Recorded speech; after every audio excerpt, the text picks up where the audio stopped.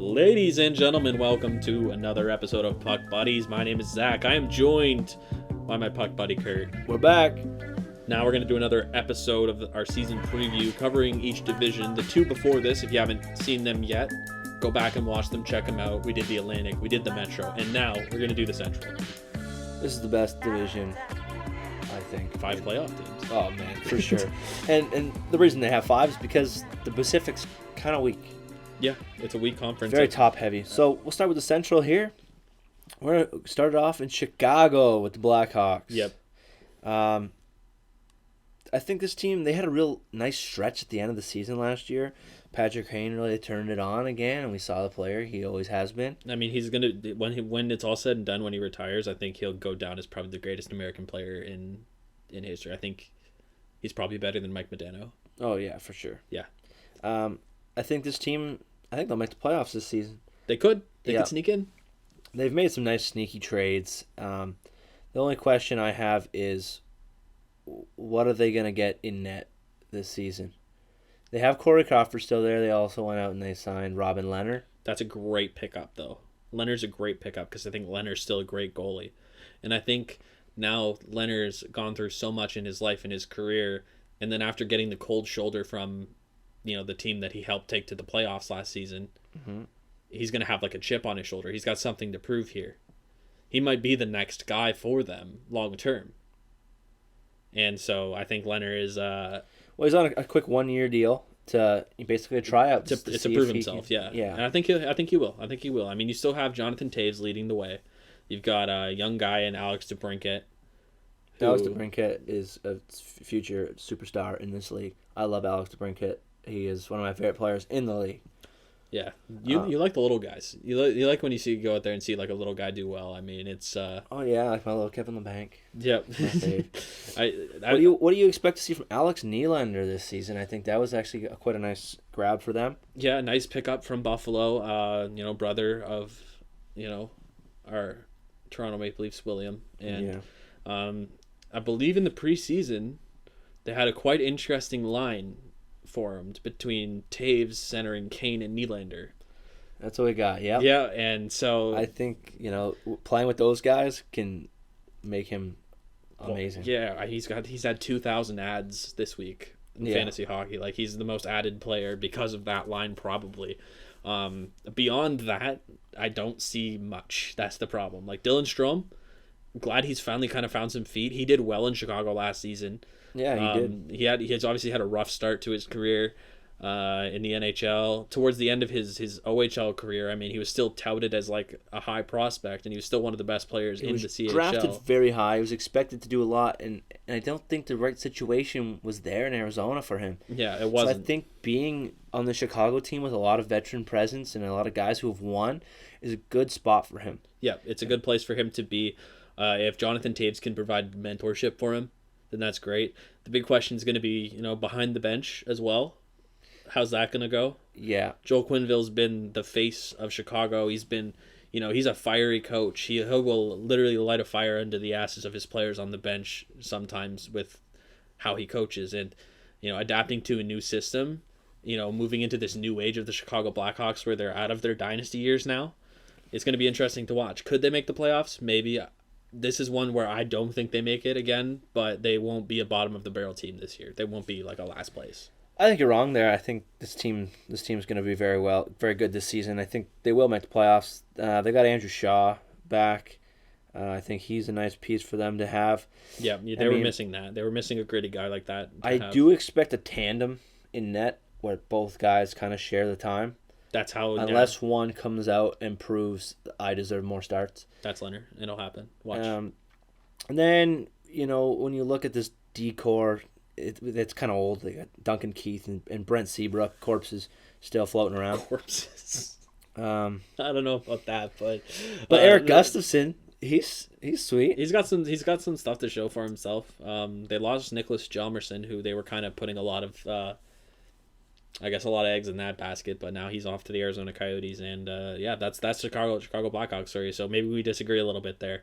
We disagreed on the Pens so far and the Hawks, so we'll have to see how that shakes down. Now we're moving on to the Team that knocked out the highly touted Calgary Flames last season in a surprise first round upset. The Colorado Avalanche. This is my pick to win the division. You think they're going to win the entire? I mean, they could. That's not a bad pick. Because I know I have said it before that I believe Capo Caco is going to be the one to win the Calder. Yeah. Cale Makar could easily do it himself. Cale Makar is a good defenseman. I saw you draft him late in the fantasy, and I was like, good pick. Yeah, I love Cale Makar. I think he's going to be an amazing player for this team. Right out the gate, he proved that last year when they first came in, and he looked like he didn't miss a stride coming straight out of college, playoffs, right into NHL playoff action. Yeah, and that's not an easy team to play against either. The Calgary Flames, not an easy team to play against. No. I was surprised that they were able to find so much success against them. My big point for them is that their top line, and that would be like the McKinnon, Landeskog, Rantanen combination. Yes. They had a stellar go last year as like the top line in the NHL. If they're kept together, which you can see them getting separated to kind of spread out the skill a little bit in that top six. Yeah, I could see that. But if they're kept together, that's the kind of line that can give Boston's top three a run for their money for the best line in the NHL. Oh, absolutely. I think McKinnon is he's going to be the first $13 million player in the NHL. Yeah, you think by the once time his next contract is due, he's going to be paid.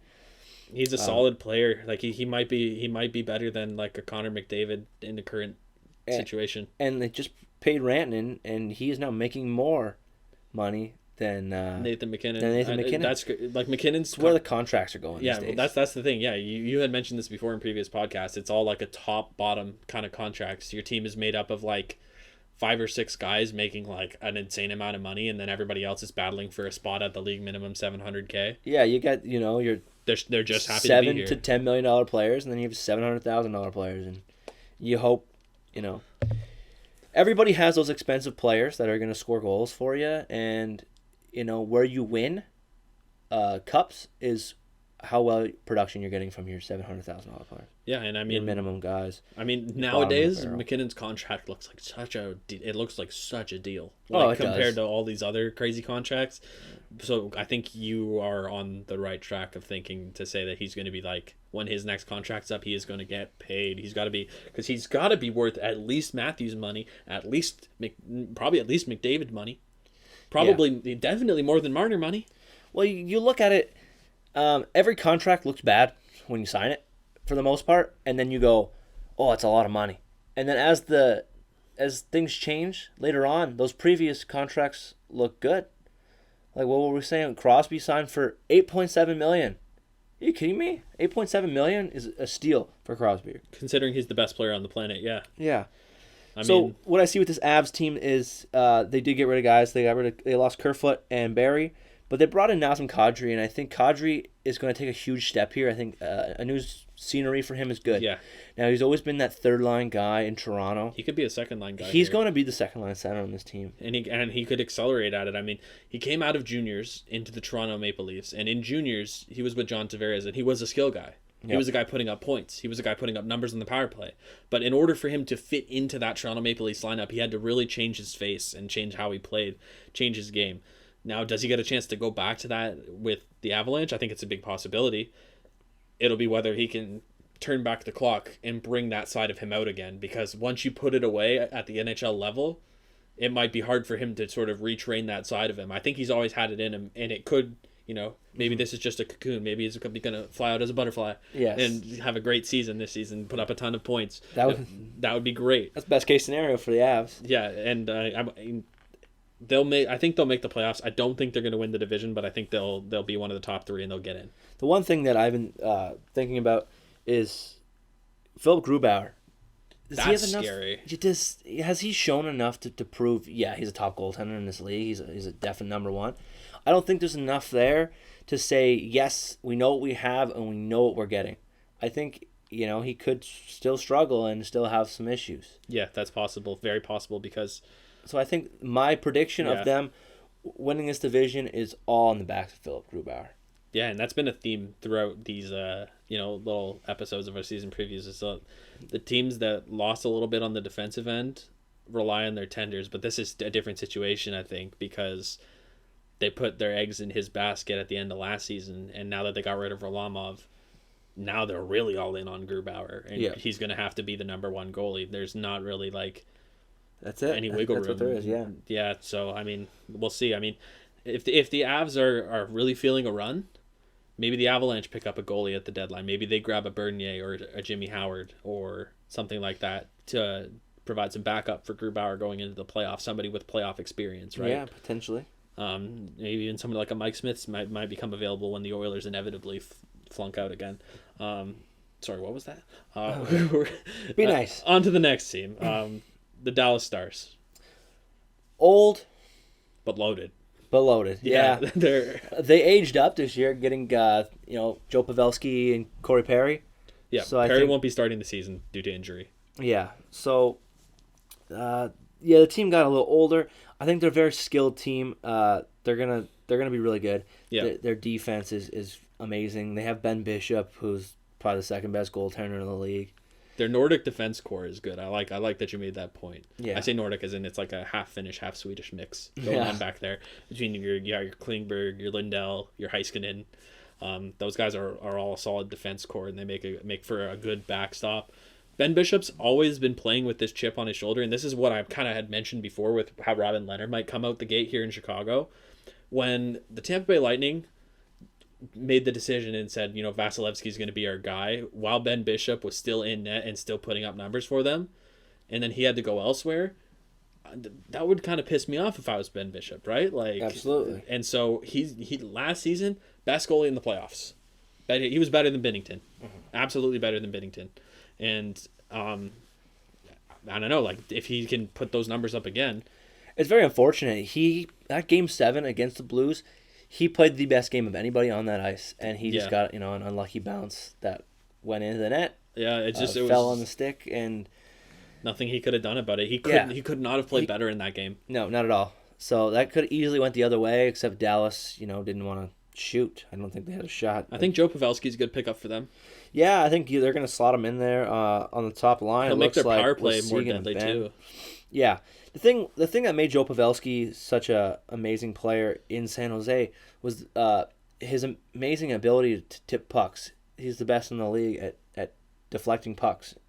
He's really good at it. He even did it with his face in the playoffs. Yes, he did. The thing I see here is I don't think he has that guy like Brent Burns that's going to fire rockets that he could tip in. Heiskanen's a good puck-moving defenseman, and Klingberg can shoot.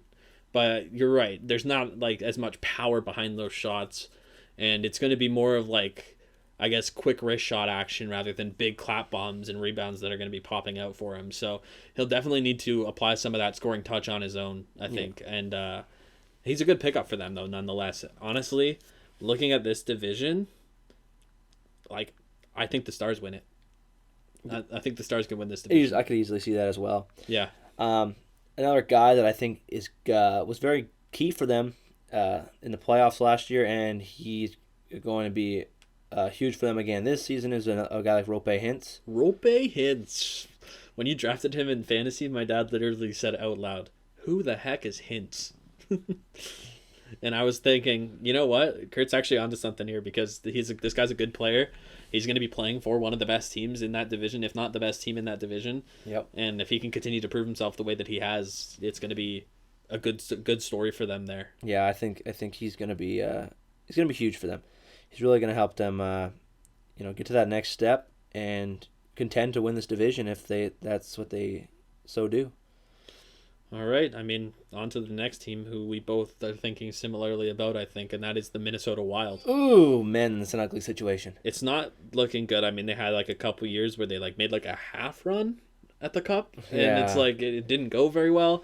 I believe the Minnesota Wild are in a worse situation than the Ottawa Senators. They got to nuke it at the deadline. Yeah, they're in a situation where they're going to win enough games that they're not going to get a super, the highest pick. Yeah. They're also spending so much money on players like Matt Zuccarello. I don't understand why they waste time bringing him in when you're not going to contend. Yeah.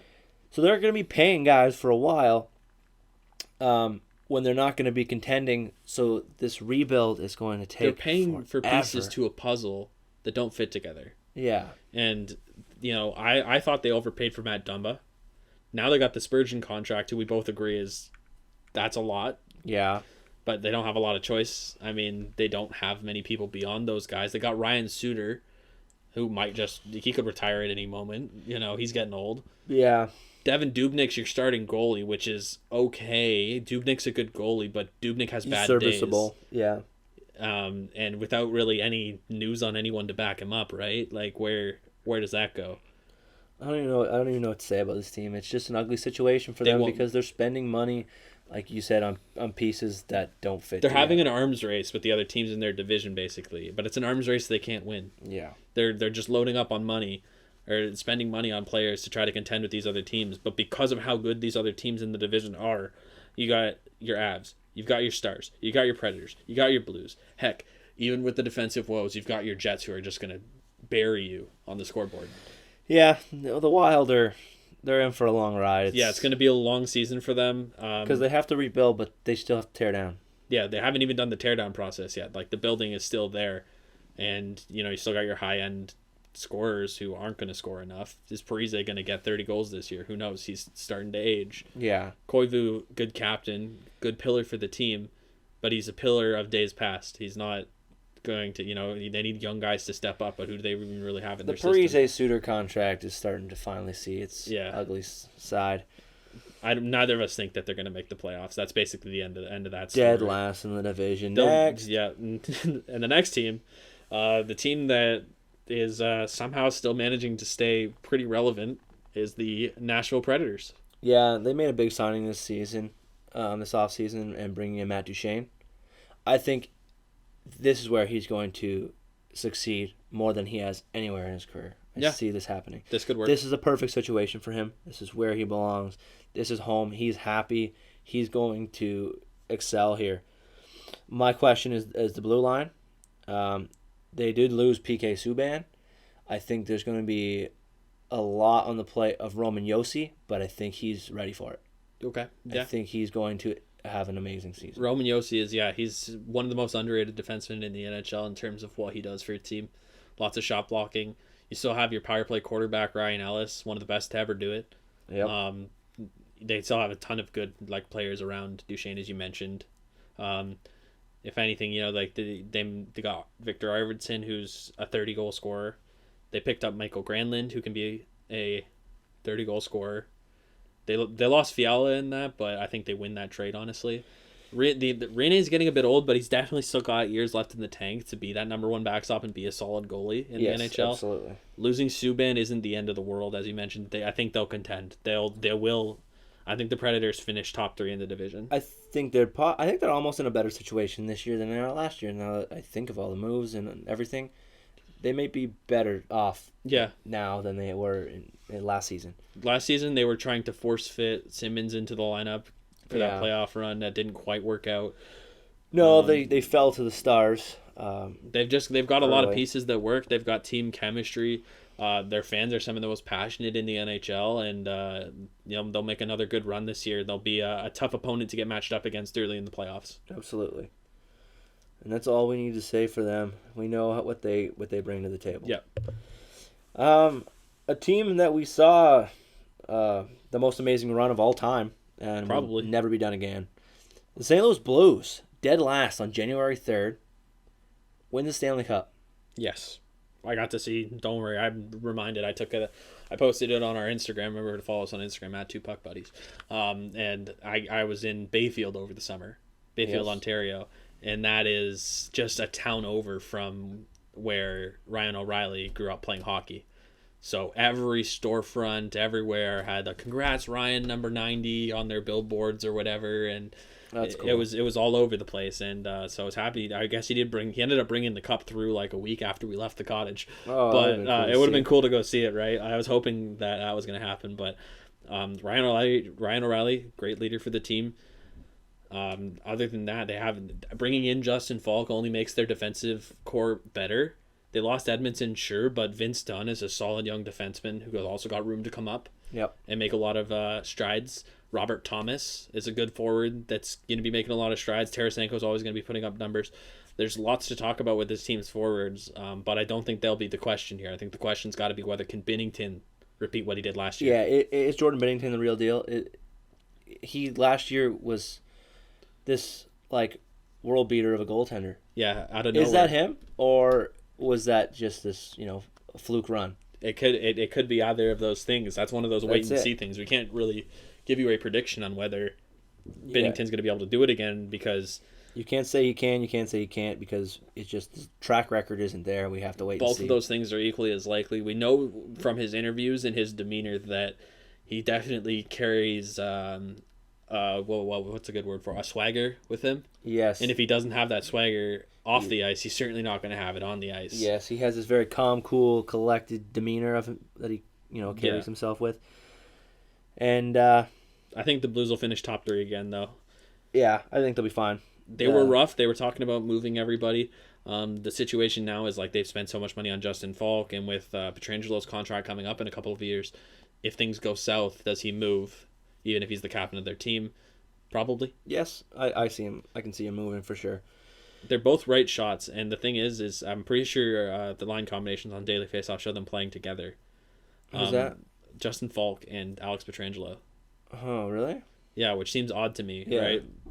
Petrangelo and Bouwmeester have so much experience together. Why not just keep running that duo? Yeah. And then have Falk play with like Dunn or something. Again, it's that right defense spot that just becomes. They have the opposite problem there. 2 right shot defensemen, but I think Falk and if there's 2 right shot defensemen in the NHL that can make it work, it'll be Falk and Petrangelo. Yeah, absolutely. 2 very solid stay-at-home defensemen. I think the Blues will make the playoffs, no problem. I think they'll contend for the division. Yeah, It'll be them or the Stars. people always worry about that Stanley Cup hangover. I think they'll be fine, bouncing right back into season form and ready to They go. got rid of their Stanley Cup hangover by having a pre-hangover last season. Yeah, Yeah, that's the pre-hangover. Yeah. Have you seen the rings? Oh, they look so dope. Oh, they're sweet. So dope. I love them. They're really, really cool. I saw some videos You of see, it those says rings. "Play Gloria" on the ring. Yeah, it's got like the actual sheet music to it, which is super cool, very unique.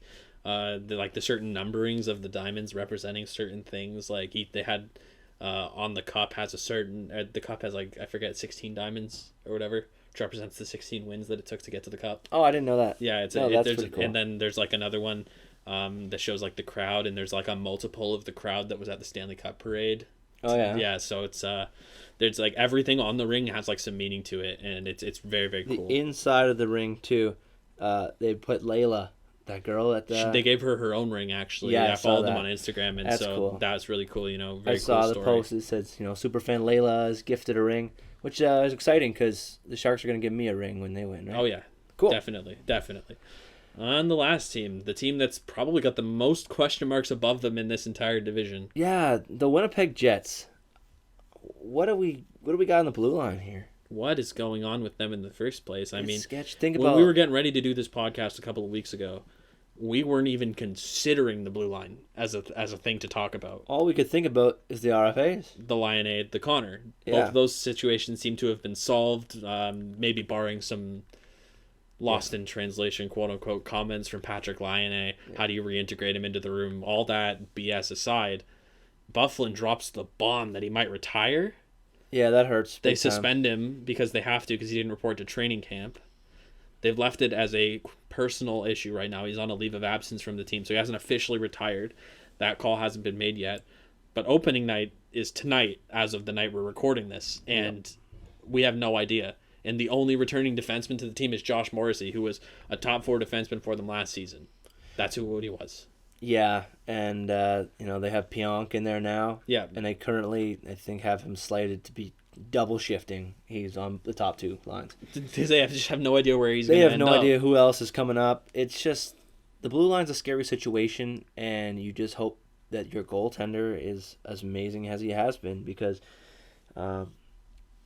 if Hellebuck can play as well as he has, he'll be fine. But the problem is he's always had a great D-core in front of him. Yeah. So it's going to be a real test on him. Ross was a solid backup, I think. But I think the team will score goals. They still will. I mean, They're going to score goals, and I think they're going to be in a situation a lot like my Sharks where they're going to have to win games 5-4 if they want to compete. it's going to be they're going to have to be dropping 4 and 5 goal games to get a lot of W's this season. Morrissey's a great quarterback on the power play. Yeah. I think that's where he's going to excel. But whether they have the pieces to rough up a team on defense, and in the Western Conference, that's how you have to play. It's rough hockey. Yeah. And there's other teams that are just going to run them over. Having Kyle Connor locked up long term is good for them. It'll be nice if he can score 35 this year, especially because I drafted him 130th overall in our fantasy hockey league. I think Tyler Myers is probably the biggest loss for them. Yeah, to lose a guy like Myers is very, very rough because he was like a staple on that blue line, and he was, the stay-at-home defenseman that you'd expect him to be. He's tough to play against in front of the net and in the corners, the big body. It's a guy you throw out there, you don't worry. You're not going to worry while Myers is on the ice. Yes. You're going to be worrying for 60 minutes a night if you're a Jets fan these days. Hellebuyck's going to have to be absolutely lights out, but I won't be surprised if they sneak into the playoffs. Yeah, I'm either way for them. If they make it, I'd be like, yeah, they're the Jets. Of course they did. And if they miss the playoffs, I'll be like, saw this coming. There's the blue line. Where was it? We knew it from the start of the year. Yep. And the thing that sucks the absolute most about this is that this is like the bomb that got dropped on them, because how differently do they play this offseason if they knew Byfuglien was going to retire? I mean, they lost Sherratt and they lost Trouba. They did bring back one piece in Pionk. Yeah. But how much harder do they work to either get a different defenseman? Do they allot some of the money that they had spent on Connor and Laine to grab a defenseman for free agency, or trying to make Trouba stay? Yeah, it really shuffles things up. It would have changed a lot for them, but it's as our good pal Jojo would say, it's too little, too late. I mean, it's what are you gonna do? That's the Jets, and that's actually the Central Division. As you said before, 5 playoff teams potentially coming out of this. The Pacific Division is weak outside of a couple, and we'll get into that in our next episode, which will be uploaded shortly after this one. If you guys did enjoy this one, remember to check us out on social media at 2PuckBuddies. On Twitter, I think it's at PuckBuddiesPod. Make sure you follow us. Make sure you send us some questions. All the links will be down below down below in the description. Thanks for watching, guys.